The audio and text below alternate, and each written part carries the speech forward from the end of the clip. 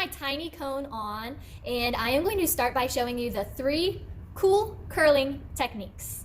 So I have my halo sections already completed, my first section drop down, and I'm going to go ahead and grab a little bit of and this is called our subsection. It's a small amount of hair within the section.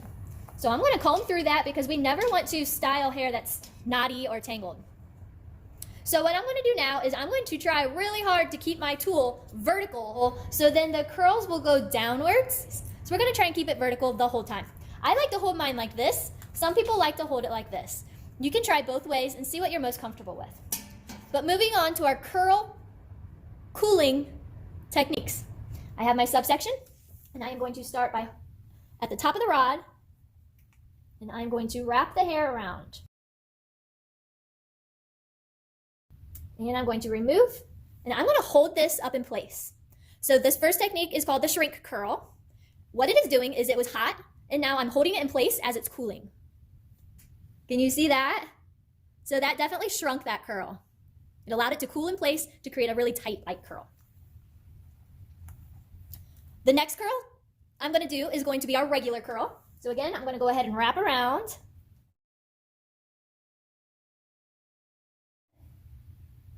And then I'm going to just remove.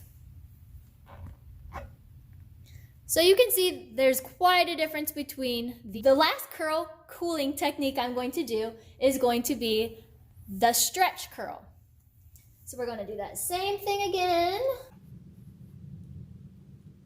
I bet you can guess what I'm going to do this time.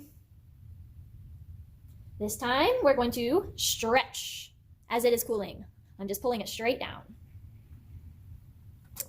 So there you have it. You have the shrink curl, the regular curl, and the stretch curl, all performed with the same iron rod. So you will actually be testing this out with each of the 3 rods. So you will be doing just those 3 subsections, those 3 cool curling techniques with each of the rod attachments, the tiny cone, the big cone, and the straight rod. So in that part of the assignment, you'll just be doing 1, 2, 3 curls with one rod, 1, 2, 3 curls with the other rod, and 1, 2, 3 curls with the last rod. After that, we're going to move on to the full head, and it's going to be your choice how you're going to complete that with the different cool curling techniques. Curl cooling techniques that you've learned in the wand session is actually something that can be utilized with any kind of curling iron. A spring curling iron, your Marcel curling iron, your wand, anything really. It's all about the cooling. So remember that. You can get a lot of different looks out of one tool just based off of how you let it cool.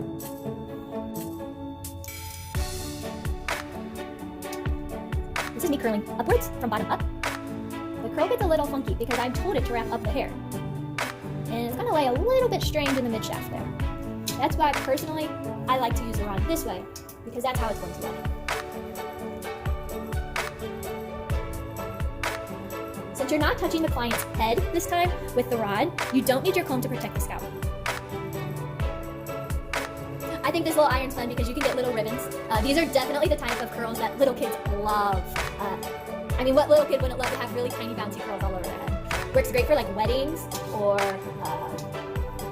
little photo shoots the kids are having, anything like that. It works really well for.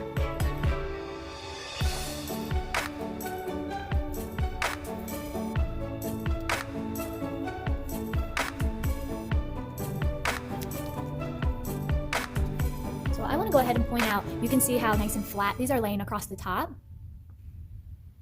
This is what you would want to do if you wanted a lot of volume at the scalp. I've been telling you to hold it vertical, but this time you can hold it horizontal if you want the extra volume. Here's what that'll look like.